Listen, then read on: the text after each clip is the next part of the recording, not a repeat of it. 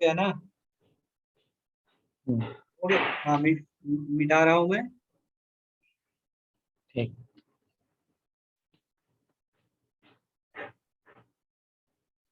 तो इन सबको fundamental physical quantity एक नोट करके हमें लिखना है यहाँ। नोट करके क्या लिखना है कि SI unit of plane angle. SI unit plane angle का एंगल। एंगल नाम सुने होंगे। Yes sir. इसका यूनिट क्या होता है एंगल का? एंगल एंगल को कौन थीटा। से यूनिट में मापते हो? थीटा।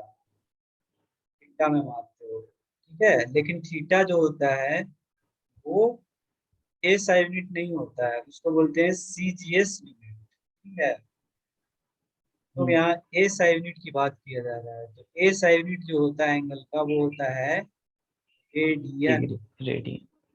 रेडियन, ठीक है। तो RAD से बोलते हैं रेडियन। रिलेशन क्या होता है? पाई रेडियन बराबर कितना होता है? Pi radian is equal to होता है 180 degree. Pi radian is equal to होता है 1, ठीक है। तो एंगल का SI यूनिट होता है रेडियन, ओके। और जो आप डिग्री यस बोल सर। रहे हो, डिग्री जो आप बोल रहे हो उसे बोलते हैं CGS, ठीक है। CGS यूनिट उसे बोला जाता है। फिर एक और चीज याद रखना है हमें, SI यूनिट ऑफ एक सॉलिड एंगल होता है, सॉलिड एंगल। इसका SI यूनिट होता है स्टेरेडियन। स्टेरेडियन, ठीक है। सॉलिड एंगल क्या होता है? अच्छा, प्लेन एंगल के बारे में थोड़ा बहुत आइडिया होगा आपको, आइडिया है तो मैं प्लेन एंगल कैसा होता है तो मान लो ऐसा एक, ये हमारा कोई आर्क है, सर्कल का मान लेते हैं, ये हमारा एक कोई आर्क है। सर्कल का आर्क सेंटर पे जो एंगल बनाता है इसको बोलते हैं एंगल थीटा। Yes sir. ये होता है ना। और ये मान लो आर्क का लंबाई है L, इसका लंबाई है L। तो याद रखना थीटा बराबर होता है L बाई, फिर इसका रेडियस R है, L बाई R, ठीक है। Theta is equal to L by R। Theta is equal to arc length by radius. L is arc length by radius. Radius. Arc का लंबाई, ये चाप की लंबाई बटा त्रिज्या, L बाई R, ठीक। इसको बोलते हैं प्लेन एंगल। क्यों प्लेन एंगल बोलते हैं? क्योंकि ये प्लेन में एंगल है। ये हमारा किसी प्लेन में ड्रॉ किया हुआ है, ये एक प्लेन में ड्रॉ किया हुआ एंगल है, इसलिए इसको बोलेंगे प्लेन एंगल। सॉलिड एंगल किसको बोलेंगे? तो जो 3D का। स्पेस 3D में जो एंगल, बहुत बढ़िया पकड़ा आपने। 3D में जो एंगल हम करेंगे ये हमारा 2D में एंगल है। 3D में जो एंगल मापा जाता है उसको बोला जाता है स्टेरेडियन, ठीक है। तो मान लो कि इस प्रकार से कोई, ये मान लो कोई एरिया है ऐसा, ठीक है, और कोई पॉइंट ओ है। पॉइंट ओ पे के जितने भी पॉइंट्स को यहाँ पर ला के मिला दो, इसको सारे पॉइंट्स को ओ पे ला के ऐसे मिला देंगे, तो जो ये एंगल दोनों यहाँ पर मापेगा, ये एरिया है कोई, ये है कोई एरिया, ठीक है। कोई एरिया मान लेते हैं एस, कोई एरिया है, क्योंकि यहाँ पर ओ पर कोई एंगल बना रहा है, और इसको डिनोट किया जाता है ओमेगा से। इसको बोलते हैं ओमेगा, ओमेगा, ठीक है। ओमेगा इज इक्वल टू होता है एरिया बाई, ये रेडियस आर है, R square. Area by R square होता है सॉलिड एंगल, है, ये होता है solid angle. Okay, yes sir. जैसे मान लो कि हेमिस्फेयर, अगर हेमिस्फेयर, ठीक है, अर्धगोला, ये मान लो ऐसा कोई अर्धगोला है, हेमिस्फेयर सेंटर पे अगर हमको ओमेगा निकालना है, ये हेमिस्फेयर है, हेमिस्फेयर, उसका सेंटर पे अगर हमको सॉलिड एंगल निकालना है, तो हेमिस्फेयर का एरिया कितना होता है, अगर मान लो इसका रेडियस r है, तब एरिया कितना होता है हेमिस्फेयर का?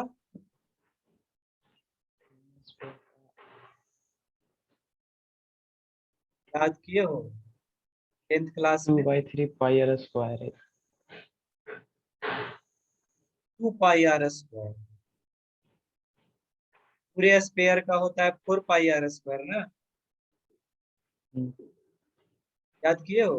होल स्पेयर का एरिया कितना होता है, पूरे स्पेयर का एरिया?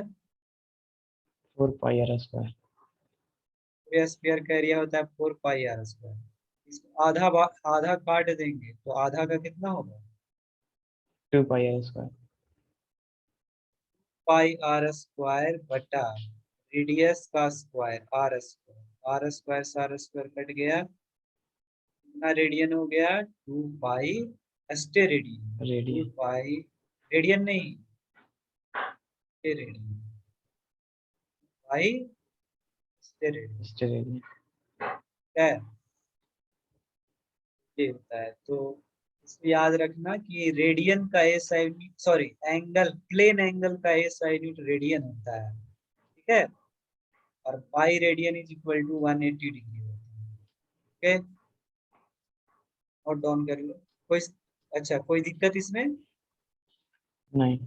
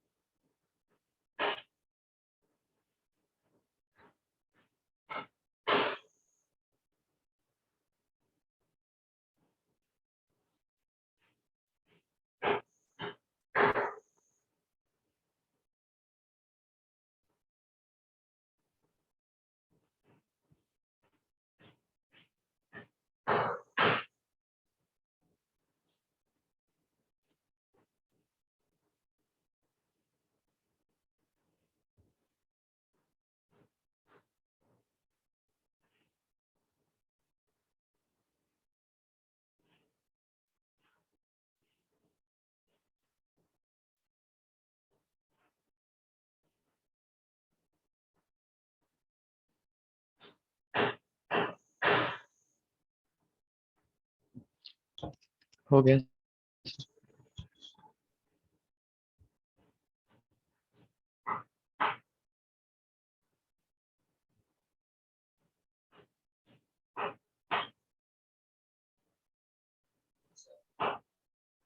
एक बात और कि हम लोग बुक्स कौन कौन सा फॉलो करेंगे,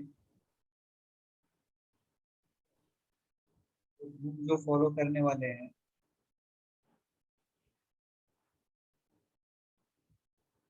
ठीक है, तो बुक हमारा रहेगा एच.सी. वर्मा, नाम सुने हैं? हाँ है।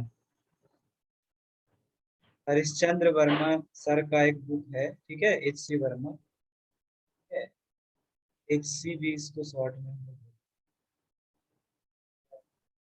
इसको हम लोग फॉलो करेंगे। न्यूमेरिकल्स जो भी बनाएंगे हम HC वर्मा के बुक्स से बनाएंगे।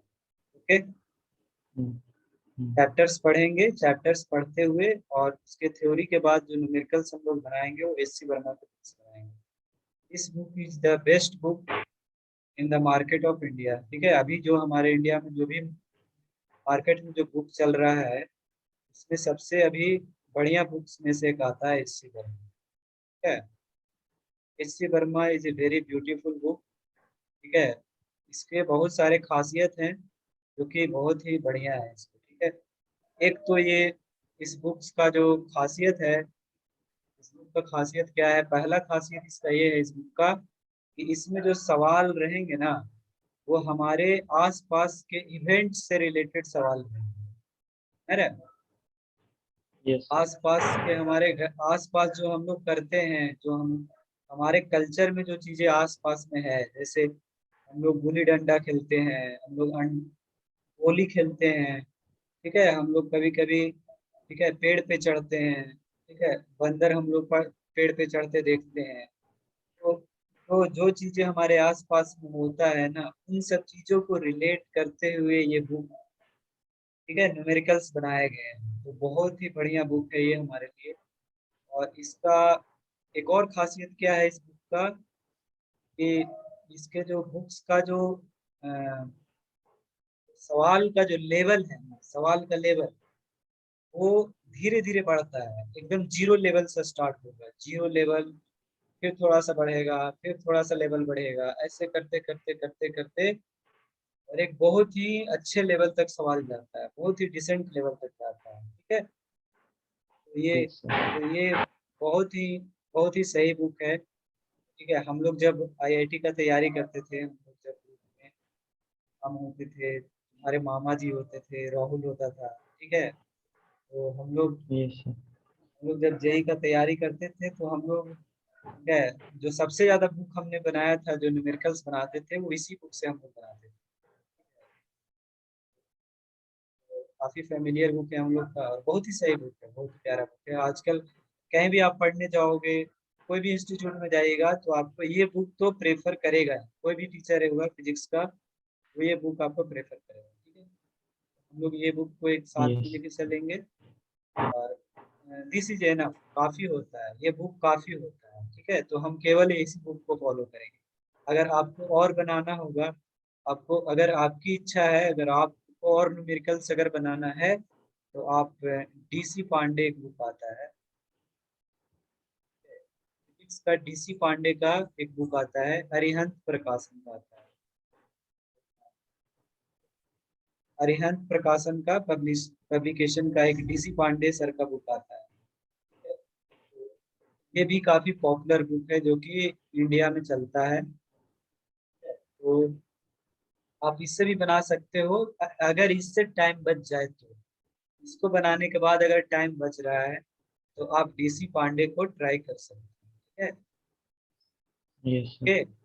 अच्छा, आप ये बताओ यस। कि आप मतलब 11th के बाद आपका टारगेट क्या है, मतलब आपने कोई टारगेट सोचा है कि मतलब क्या 11th के बाद क्या करना नीट। है? नीट की तैयारी करना है, ओके, वेरी गुड। तो नीट का अगर आप तैयारी कर रहे हो तो आप ये बुक को छोड़ दो, दिस इज नॉट फॉर, आप छोड़ दो। आपके लिए HC Verma is enough. Okay, HC Verma yes is sir. Enough. आपको केवल और केवल HC वर्मा पे कंसंट्रेट रहना है बस, और कुछ नहीं। HC वर्मा, ठीक है, अब इस बुक को यस छोड़ सर। दो। नीट की तैयारी के लिए HC Verma is more than enough, काफी होता है। अब इसमें हमारा हो गया। और प्लस और क्या करना है अपने को, नोट्स बहुत ही अच्छे से तैयार करना है, नोट्स।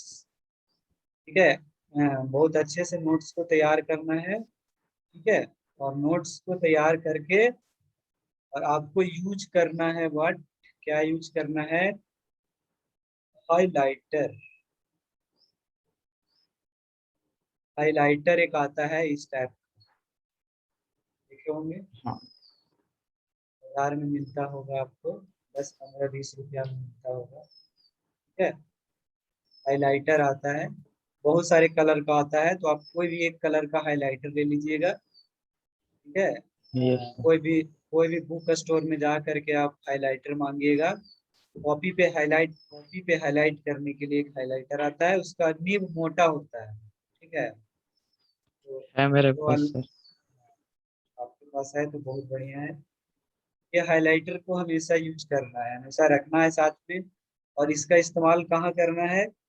इसका इस्तेमाल दो जगह करेंगे, एक जगह नोट्स में करेंगे, नोट्स में जो जो इम्पोर्टेंट पॉइंट्स रहेंगे उसको हम हाईलाइट कर देंगे, ठीक है, यस सर, हाईलाइट करेंगे। और हम कहाँ इस्तेमाल करेंगे हाइलाइटर का? तो जब बुक्स आप पढ़िएगा ना, मान लो आप एनसीईआरटी का केमिस्ट्री का बुक पढ़ रहे हो, या एच.सी. वर्मा का थ्योरी पढ़ रहे हो, है ना। एच.सी. वर्मा का यस थ्योरी सर, हम बोलेंगे कभी कभी पढ़ने के लिए, कोई कोई चैप्टर का आप एच.सी. वर्मा का हम आपको थ्योरी पढ़ने के लिए बोलेंगे, तो उस थ्योरी में आप पढ़िएगा, तो उसको जो जो पॉइंट आपको लगेगा कि ये इम्पोर्टेंट है, उस लाइन को अंडरलाइन कर देंगे, ठीक है। ताकि ताकि यस, आप अगर ताकि अगर आप कभी उसको रिवाइज करो, कभी आप रिवाइज कर रहे हो, तो आपको एकदम पहली नजर में इम्पोर्टेंट पॉइंट दिख जाए, फर्स्ट विजन में वो दिख जाए। कभी भी कॉपी पलटेंगे तो एकदम नजर में आ जाएगा, अच्छा ये पॉइंट है। तो वो चीजें आपको बार बार रिवीजन में होते जाएगा, तो इसमें आपको ये करेगा, ठीक है। यस सर, और फार्मूलाज जितने भी हैं उनको हाईलाइट करके रखना है, जितने भी फार्मूला नोट्स में रहेंगे वो सब हाईलाइटेड होनी चाहिए, सब हाईलाइटेड होना चाहिए, कलर से हाईलाइट रहेगा, ठीक है? तो हम बार बार देखेंगे तो फार्मूला अपने आप हमें याद हो जाएगा, okay. Yes sir,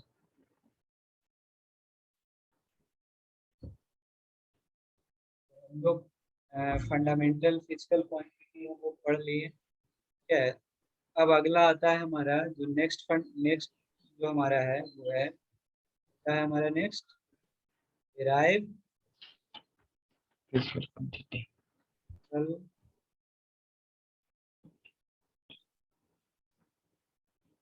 derive physical.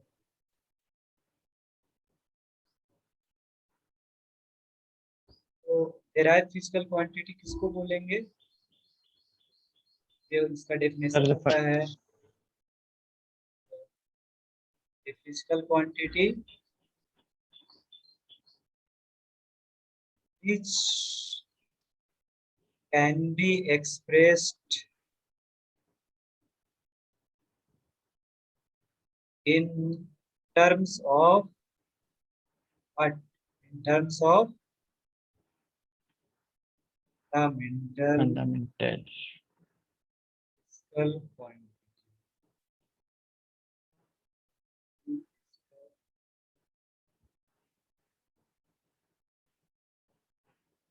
are called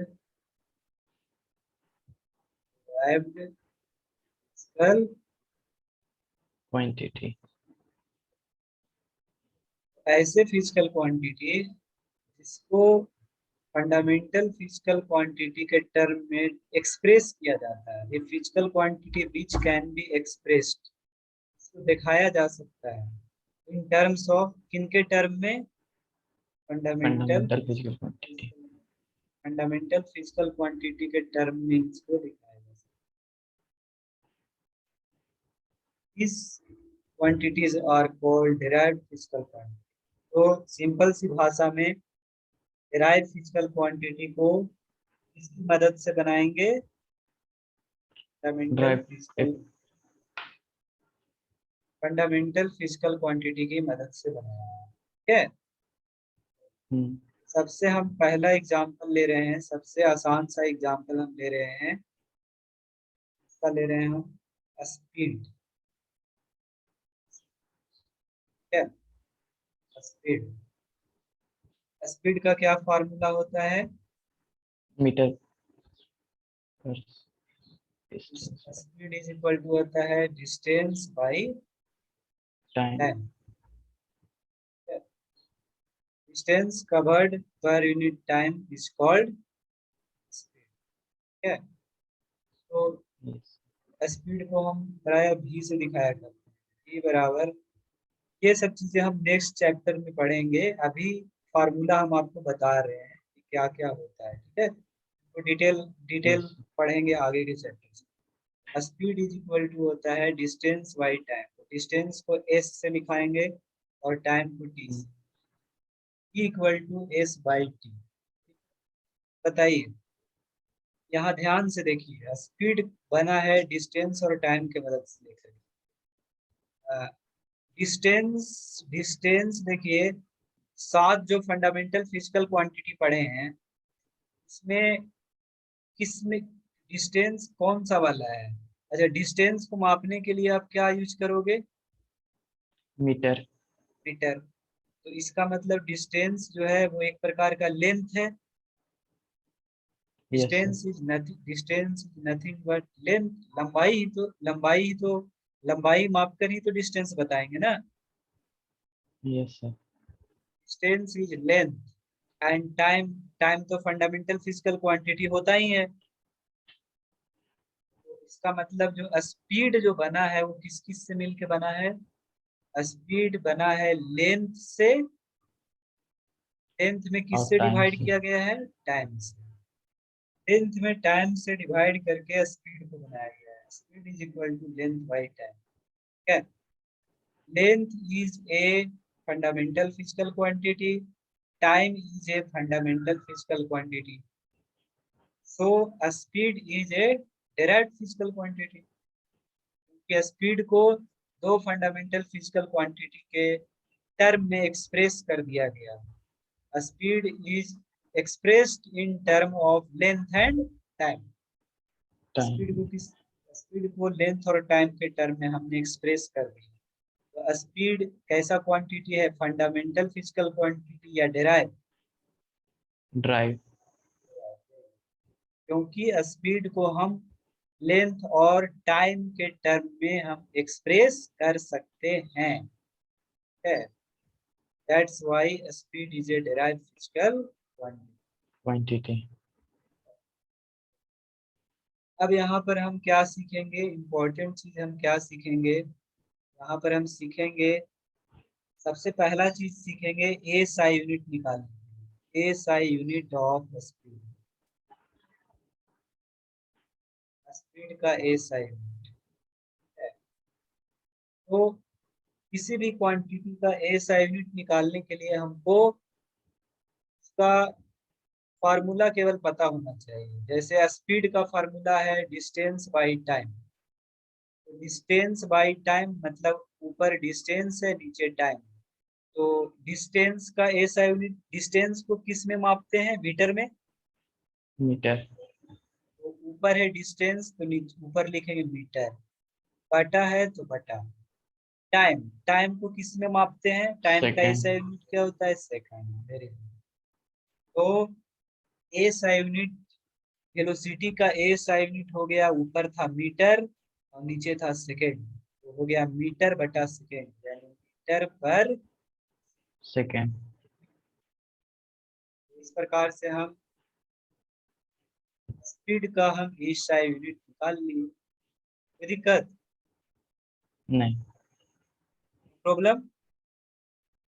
नहीं, ओके, तो इस प्रकार से हम एसआई यूनिट निकालेंगे। अच्छा, अब एक चीज आता है यहाँ पर, dimension. Dimension of speed. Dimension, तो डायमेंशन क्या होता है? डायमेंशन कुछ नहीं होता। डायमेंशन क्या होता है? डायमेंशन जो होता है वो क्या बताता है? वो बताता है हमको डायमेंशन कि फंडामेंटल फिजिकल क्वांटिटी पे कितने कितने पावर हैं। डायमेंशन पावर्स को बताता है। जैसे यहाँ पर लेंथ है, यहाँ पर अगर देखें हम, तो ये हमारा लेंथ, लेंथ पर कितना पावर है? 1। वन, और टाइम, TIM, टाइम, टाइम ऊपर जाएगा तो टाइम पर कितना पावर चढ़ेगा? -1, वेरी गुड। लेंथ पर 1 पावर है, टाइम पर -1 पावर है, तो ये बताता है डायमेंशन। क्या बताता है? डायमेंशन का मतलब होता है कि फंडामेंटल फिजिकल क्वांटिटी पे कितने पावर्स पावर्स को बताता है। डायमेंशन एक्चुअल में पावर्स को बताता है कि लेंथ पर कितना पावर है, 1। तो लेंथ में 1 डायमेंशन है, टाइम पर पावर है -1, तो टाइम में -1 डायमेंशन है। Okay, Yes, sir. तो dimension is nothing but the power on fundamental physical quantities. ठीक है, डायमेंशन जो है वो फंडामेंटल फिजिकल क्वांटिटी के पावर्स को बताता है, कितना पावर है। ठीक है, तो जैसे स्पीड का डायमेंशन हमको अगर निकालना है तो ऐसे निकालते हैं, सीखिएगा, बहुत ध्यान से देखिएगा। तो डायमेंशन को सबसे पहले बड़ी ब्रैकेट में ऐसे लिखा जाता है, ऐसे दिखाएंगे बड़ी ब्रैकेट में। इसको पढ़ेंगे क्या? बड़ी ब्रैकेट को पढ़ेंगे डायमेंशन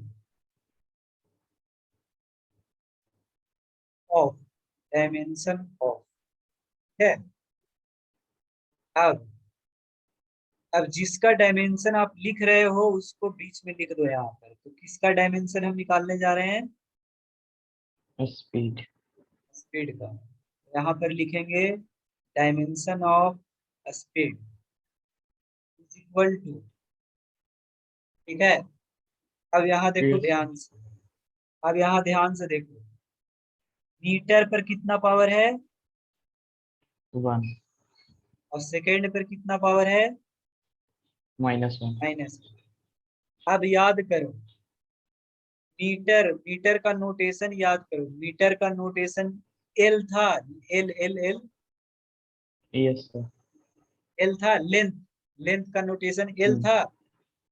तब Yes, यहाँ sir. लिखेंगे, यहाँ लिखेंगे एल। मीटर को रिप्रेजेंट करेंगे एल से, और एल पर पावर कितना है? 1. 1। वेरी गुड, यहाँ रखेंगे 1 पावर। है, अब देखो ध्यान से, यह सेकंड, सेकंड किसको बताता है? टाइम को। Time.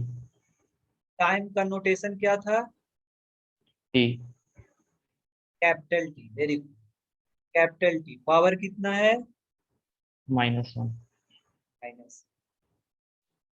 तो डायमेंशन हमारा निकल गया एल टी के पावर -1। 1. This is dimension. ऐसे डायमेंशन निकाला करते हैं। तो अगर ए सा यूनिट पता है, ए सा यूनिट अगर हमको आता है निकालना, तो हम उससे डायमेंशन निकाल लेंगे नहीं? Yes, sir. बस, वेरी गुड। बस कुछ नहीं करना है, मीटर है तो मीटर के जगह पर एल लिख देंगे, सेकंड है सेकंड के जगह पर टी लिख देंगे, और पावर जितना जितना है उतना चढ़ा देंगे। मीटर पे 1 पावर है तो 1, सेकंड पे -1 है तो -1। ये हो गया। ठीक है, अच्छा, Yes, sir. इसमें इसमें इसमें एम नहीं है। एम किसका नोटेशन था? मास का। Mass का. एम नहीं है, एम नहीं है तो इसको ऐसे लिख सकते हैं, एम के पावर 0। Yes, sir. क्योंकि कोई भी नंबर के पावर 0 लिखते हैं तो 1 होता है। Hmm. एम के पावर 0, एल टी के पावर -1, एम के पावर 0, एल के पावर 1, टी के पावर -1, ऐसे भी लिख सकते हैं कि नहीं?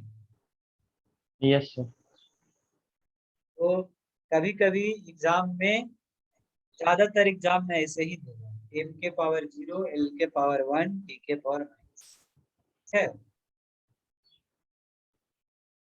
Yes, sir. कोई दिक्कत? Nice. स्पीड का एसआई यूनिट और डायमेंशन निकालने में कोई दिक्कत नहीं ना है? नहीं सर. फिर से एक बार सुन लो। किसी भी क्वांटिटी का एसआई यूनिट या डायमेंशन निकालना है तो उसका फार्मूला हमको पता होना चाहिए। बस फार्मूला हमको उसको किसी प्रकार से पता कर देना है। जैसे स्पीड का फार्मूला क्या होता है? Distance by time. हाँ, ये फार्मूला हमें पता होना चाहिए। अब वो फार्मूला हम कहाँ से लाएंगे?